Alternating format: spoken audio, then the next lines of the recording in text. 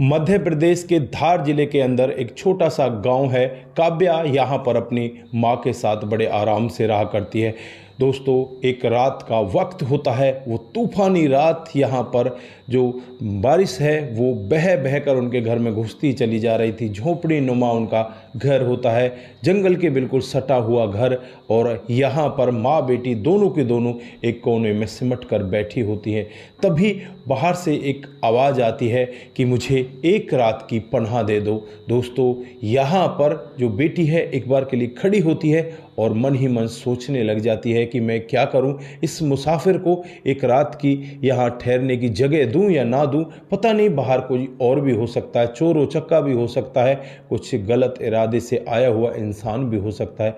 लेकिन फिर उसे उसकी माँ की बातें याद आती हैं। मुसीबत के समय हर एक इंसान की मदद करनी चाहिए। दोस्तों, अब ये दरवाज़ा खुल जाता है और सामने एक लड़का जो बिल्कुल कीचड़ में सना हुआ था और यहाँ पर उसके चेहरे से लहू निकल रहा था। उसे देखकर काव्या उसे कहती है कि अंदर आइए। और अंदर आने के बाद उसके सर को खुद एक फटे हुए कपड़े से साफ करती है और उसके सर पर पट्टी बांध देती है। फिर यहाँ पर ये मुसाफिर उसकी तरफ देखने लगता है और कहने लगता है कि आपने तो एक बार भी मुझसे ये नहीं पूछा कि तुम कौन हो, कहाँ से आए हो और यहाँ पर किस लिए आए हो। तो यहाँ काव्या उसकी तरफ देखकर यही कहती है कि बस आप मदद के लिए आए हो, आपको मदद मिल गई और आप सुबह यहाँ से चले जाओगे, मुझे ज़्यादा कुछ जानने की ज़रूरत भी क्या है। दोस्तों, फिर काव्या यहीं पर रखे हुए चावलों को बनाती है और उन चावलों में नमक वगैरह डालकर उन्हें 3 हिस्सों में बांट देती है और इस लड़के को खाना दे देती है। लड़का उसकी तरफ देखता है और कहता है कि मुझे अभी भूख नहीं है। तो यहाँ पर काव्या कहती है, आए हुए खाने को ठुकराना नहीं चाहिए, आप खा लीजिए। दोस्तों, उसके बाद ये लड़का वहाँ पर खाने को खाता है। ये लड़का बहुत अमीर होता है, लेकिन आज यहाँ पर इतने सुकून के खाने को खाकर ये बहुत ही ज़्यादा प्रसन्न होता है। मन ही मन इसके बहुत ज़्यादा प्रसन्नता होती है। जैसे ही अगली सुबह होती है, काव्या जल्दी जग जाती है और इधर उधर लकड़ी वगैरह लेने के लिए चली जाती है। जैसे ही वो घर वापस आती है, घर आकर देखती है तो वहाँ पर कोई भी उसे दिखाई नहीं देता। फिर अपनी माँ से पूछने लगती है कि माँ, मुसाफिर चले गए क्या? तो वो कहती है कि हाँ, शायद बेटा चले गए। उसके बाद गांव में हल्ला होने लगता है कि रात को जो उद्योगपति है आयरन, उसकी गाड़ी एक्सीडेंट कर गई थी और उसने एक रात हमारे ही गांव में किसी के घर में गुजारी है। दोस्तों, अब यहाँ पर कानाफूसी को सुनकर जो लड़की होती है काव्या, उसकी समझ में आता है कि शायद ये लड़का जो मेरे घर पर रुका था वो उद्योगपति ही होगा।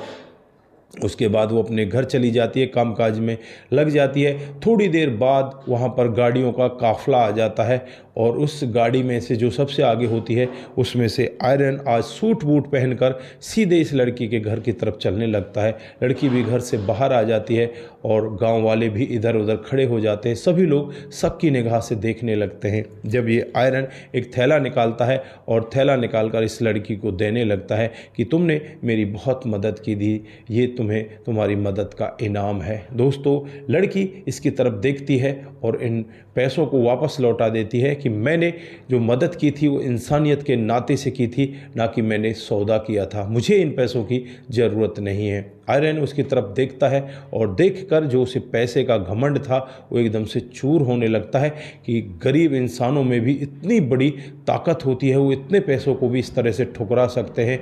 तो यहाँ पर जो आयरन है वो एक बार के लिए टूट सा ही जाता है। फिर दोबारा कहता है कि तुम्हें इसकी ज़रूरत पड़ेगी, तुम इन्हें ले लो। लेकिन वो लड़की साफ मना कर देती है कि मुझे इन सब की ज़रूरत नहीं है। अगर मुझे किसी चीज़ की ज़रूरत पड़ेगी तो भगवान उसके लिए किसी न किसी को मेरी मदद के लिए ज़रूर भेज देगा। दोस्तों, आज ये करोड़पति आदमी बिल्कुल टूट सा ही जाता है, टूटने लग जाता है और फिर यहाँ पर वो वापस चला जाता है, मायूस होकर वापस चला जाता है। लेकिन रास्ते भर उस लड़की के बारे में सोचता जाता है। इधर जो गांव के लोग होते हैं उनमें कानाफूसी होने लगती है कि बड़ी ईमानदार बन रही थी, इसको रात को फंसा लिया, ये लड़कियां होती ऐसी हैं, अब इसको ये फंसा लेगी और फंसा कर फिर देखना कितने पैसे ऐंठेगी। ऐसी सारी बातें वहाँ पर हो रही थी।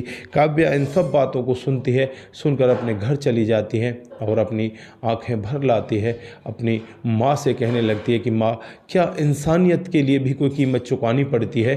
तो यहाँ पर माँ कहती है कि नहीं बेटा, तूने बहुत अच्छा काम किया और तूने उसके पैसे ठुकराकर उससे भी ज़्यादा बेहतर काम किया। अब यहाँ पर बहुत ज़्यादा इस लड़की को खुशी होती है, लेकिन इसकी खुशी ज़्यादा समय की नहीं थी। जैसे ही 3 दिन का समय बीतता है, 3 दिन के बाद अचानक एक शाम को जो माँ है वो बहुत ज़्यादा बीमार हो जाती है। बीमारी के चलते हुए अब माँ को दिखाना था, दिखाने के लिए पैसे चाहिए और पैसे इस लड़की के पास होते नहीं। ये इधर उधर गाँव में लोगों से मदद मांगने की कोशिश करती है, तो ज़्यादातर लोग यही कहते हैं कि तेरा तो 7 करोड़पति के साथ है, तू तो उससे पैसे मांग ले, तू यहाँ क्यों आई है, क्यों हमसे पैसा मांग रही है, हमारे पास तेरे लिए कोई मदद नहीं है। अब ये लड़की टूट सी ही जाती है और टूट कर अपने घर पर आकर बैठ जाती है। वहाँ आकर रोने लगती है और कहने लगती है कि माँ, आज हमारी कोई मदद नहीं कर रहा, मैं माँ क्या ही करूँ। दोस्तों, अब यहाँ पर ये माँ भी इससे कहती है कि बेटा कोई बात नहीं, भगवान के घर देर है अंधेर नहीं, तो कोई बात नहीं, अगर मेरा इलाज नहीं होगा तो मैं अब कोई मुझे ज़्यादा टेंशन नहीं है, मेरा बुढ़ापा भी है और अगर परमात्मा को यही मंजूर है तो यही होगा। दोस्तों, थोड़ा ही समय बीतता है, तभी वहाँ पर एक चमचमाती गाड़ी आकर रुकती है और जब आयरन इस लड़की की तरफ देखता है, इसकी माँ की तरफ देखता है, तो ये लड़की बस यही कहती है कि माँ की हालत को देखकर तुरंत ही करोड़पति व्यक्ति एकदम एम्बुलेंस बुलाता है। एम्बुलेंस बुलाकर इस लड़की की माँ को एम्बुलेंस में बिठाकर लड़की भी बैठ जाती है, सीधे हॉस्पिटल में पहुंच जाते हैं।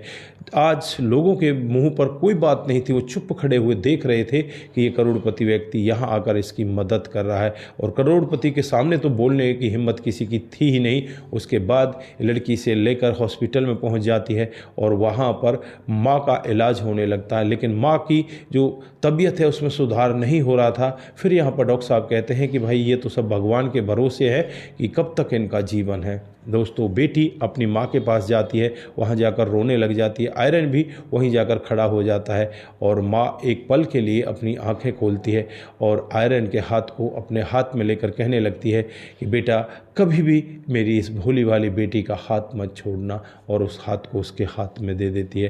दोस्तों, आयरन भी यहाँ पर इस माँ की तरफ देखता है और उसकी आंखें भी नम हो जाती हैं, क्योंकि वो पैसे से तो, धन दौलत से तो उसके पास हर तरह की मौज थी, लेकिन ऐसा प्यार जो यहाँ पर देखने को मिल रहा था, ऐसा प्यार उसने देखा ही नहीं था।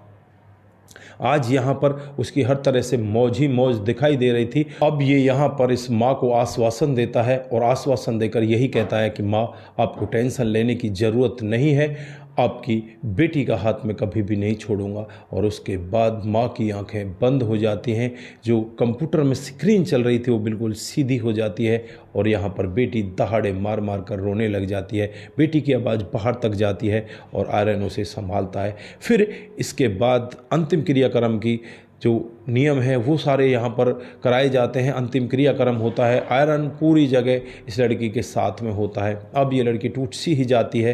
अब ये लड़की सोचने लग जाती है कि अब मैं क्या करूं जीकर, मेरी माँ तो चली गई। आयरन इसे समझाता है कि एक व्यक्ति या एक विशेष के जाने से आपको टूटना नहीं चाहिए। जो हमारा इतने ही दिन का था उसका हम आगे तक कैसे साथ लेकर चलते, परमात्मा को यही मंजूर था। अब तुम खुद अपने पैरों पर खड़ी हो जाओ और अपने कामकाज को संभालो। मैं तुम्हें शहर ले जाना चाहता हूँ, वहाँ पर तुम्हारा काम कराना चाहता हूँ। फिर उस बेटी को माँ की बातें याद आती हैं और उस समय की भी बातें याद आती हैं जब माँ ने कहा था कि मेरी बेटी का कभी हाथ मत छोड़ना।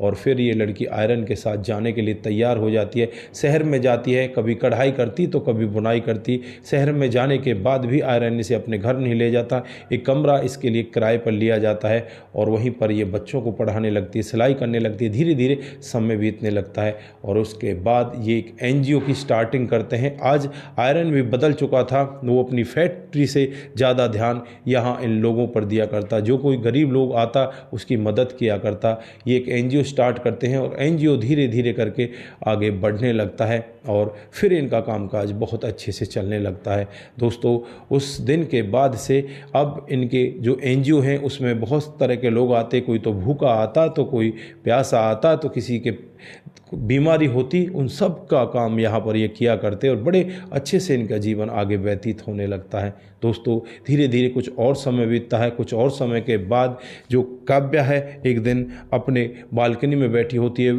ऐसी ही रात आ जाती है जैसी स्टार्टिंग में ये लोग मिले थे। तूफान भरी रात, बारिश हो रही थी, ऐसा ही मौसम था। तभी आयरन सामने आ जाता है तो काव्या कहने लगती है कि आयरन ये वही रात है जिसने हम दोनों को मिलाया था। आज यहाँ पर आयरन भी बड़ा खुश होता है, कहता है कि अब आगे हमें अपने जीवन को बढ़ाना चाहिए। मैं तो ये चाहता हूँ कि आप ज़िंदगी भर मेरा साथ दें, मुझसे शादी कर लें। काव्या ऐसी बातों को सुनकर बहुत ज़्यादा खुश होती है और खुश होकर वो एक दूसरे के गले लिपट जाते हैं। पहली बार एक दूसरे के संपर्क में आते हैं। उसके बाद ये दोनों के दोनों शादी कर लेते हैं। इन दोनों का जीवन बहुत बेहतर तरीके से चल रहा है। इनका एनजीओ भी बहुत बेहतर तरीके से चल रहा है। तो दोस्तों ये रही आज की एक छोटी सी कहानी जो हमें बहुत कुछ सिखा कर जाती है।